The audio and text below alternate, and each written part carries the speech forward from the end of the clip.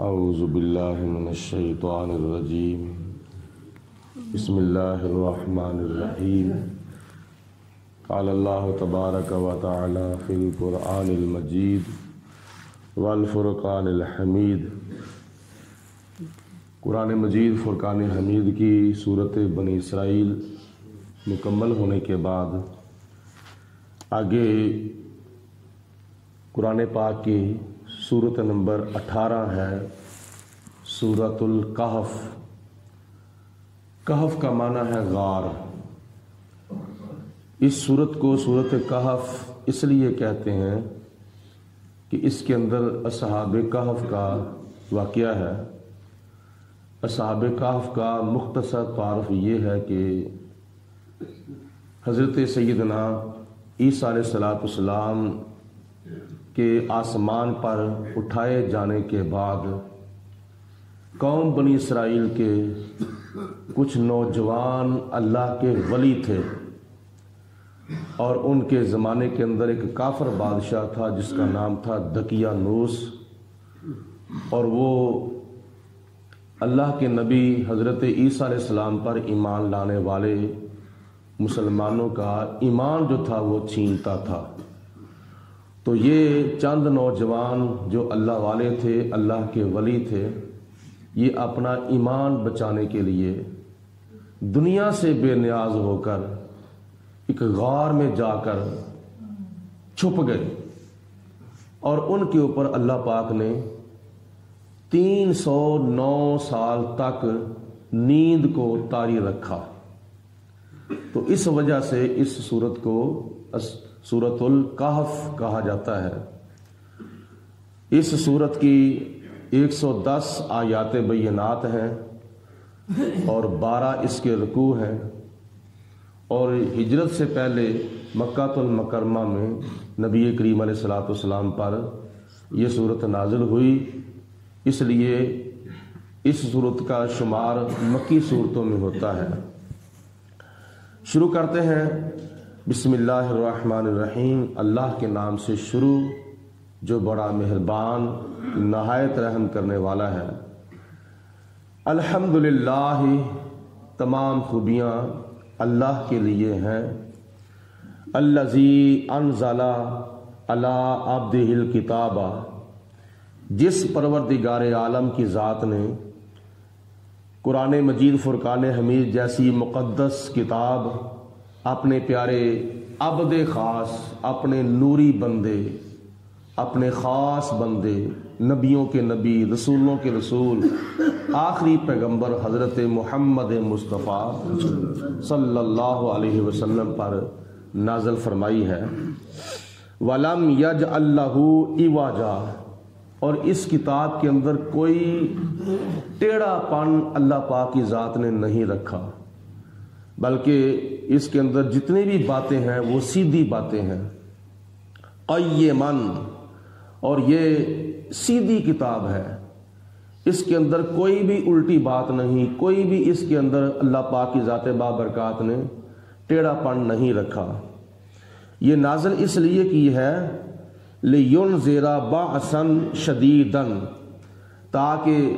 نبی کریم صلی اللہ علیہ وسلم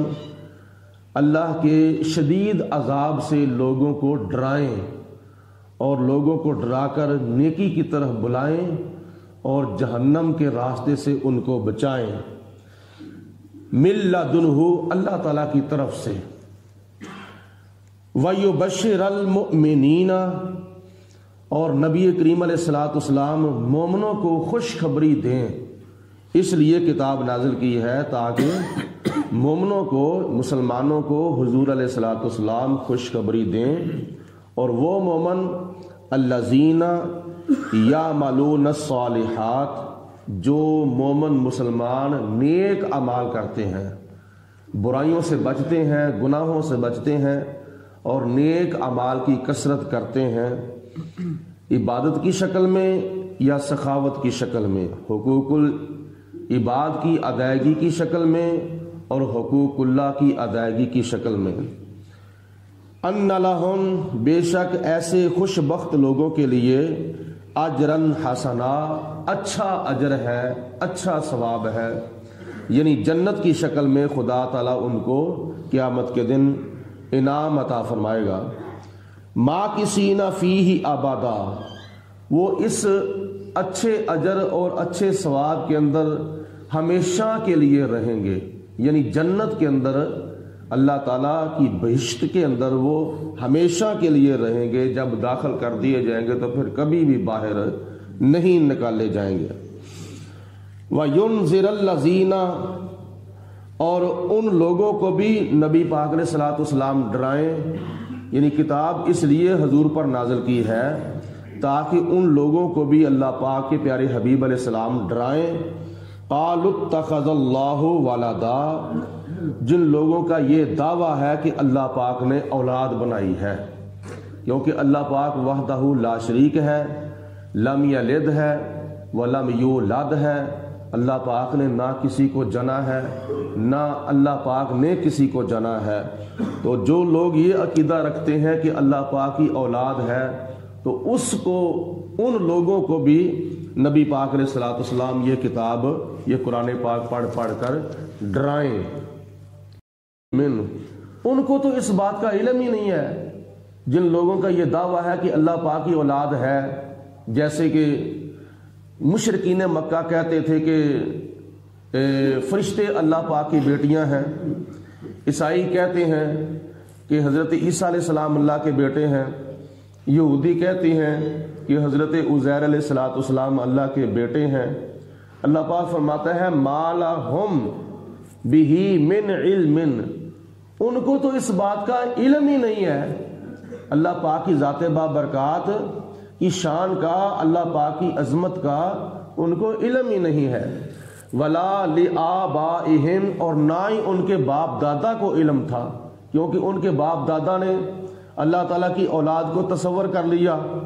اور انہوں نے بھی اپنے باپ دادا کی اولاد کی تقلید کرتے ہوئے اللہ پاک کی ذات بابرکات کے لیے اولاد کو تصور کر لیا۔ کابرت کلمۃ، یہ بڑی سنگین بات ہے، یعنی ایسی بات کہنا بہت بڑا گناہ ہے اور بہت بڑا جرم ہے شرک کی شکل میں۔ تخرج من افواہہم، اور یہ بڑی سنگین بات ہے جو ان مشرکوں کے منہوں سے نکلتی ہے۔ ان یقولوا الا کاذبا، وہ یہ جب بات کرتے ہیں تو یہ بات صرف اور صرف جھوٹی ہے،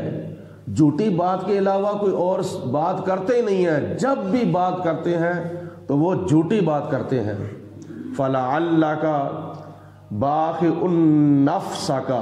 علی آثارہم، اے میرے حبیب علیہ الصلوۃ والسلام ذرا آپ اپنی جان کا خیال کریں،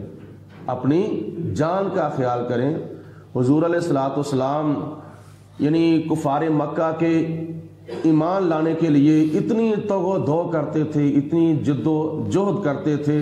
کہ نبی کریم علیہ الصلوۃ والسلام کو اپنی جان کی پرواہ نہیں ہوتی تھی۔ تو اللہ پاک نے فرمایا میرے محبوب علیہ الصلوۃ والسلام کہیں آپ اپنی جان ہی ضائع نہ کر دینا، ان کفار مکہ کے ایمان لانے کے لیے، وہ ایمان نہیں لاتے تو نہ لائیں، ان کی قسمت ہے، تو لہٰذا آپ اپنی جان کے اوپر نہ کھیلیں۔ ان لم یؤمنوا،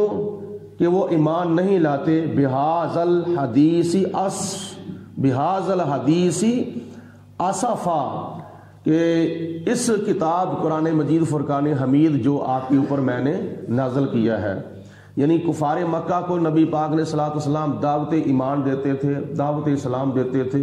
تو آگے سے وہ مخالفت کرتے تھے، آگے سے وہ پتھر مارتے تھے، آگے سے وہ طرح طرح کی اذیتیں پہنچاتے تھے۔ تو نبی کریم علیہ الصلوۃ والسلام کو اللہ پاک کی ذات بابرکات نے تسلی دی، اے میرے محبوب علیہ الصلوۃ والسلام آپ ان کفار مکہ کے ایمان لانے کے لیے اپنی جان پر نہ کھیلیں، آپ اپنی جان کا خیال کریں۔ انا جعلنا ما علی الارض زینۃ لہا، بے شک ہم نے زمین کے اوپر تمام چیزیں جو ہم نے پیدا کی ہیں، یعنی یہ درخت پیدا کیے ہیں، یہ دریا پیدا کیے ہیں، اور یہ طرح طرح کے پودے پیدا کیے ہیں، زمین کے اوپر جتنی بھی کھانے پینے والی چیزیں پیدا کی ہیں وہ ساری چیزوں کو ہم نے زمین کی زینت بنا دیا ہے. اور کیوں بنایا ہے؟ اس لیے لنبلوہم ایہم احسن عملا، تاکہ ہم لوگوں کو آزمائیں کہ ان میں کون سا ایسا بندہ ہے جو نیک عمل کرتا ہے. یعنی اللہ پاک کی نعمتیں کھا کے، اللہ کی نعمتیں پی کر، اللہ کی نعمتیں حاصل کر کے، مختلف طریقوں سے خدا کی نعمتوں سے فائدہ اٹھا کر کون اللہ پاک کا شکر ادا کرتا ہے اور کون شکر ادا نہیں کرتا.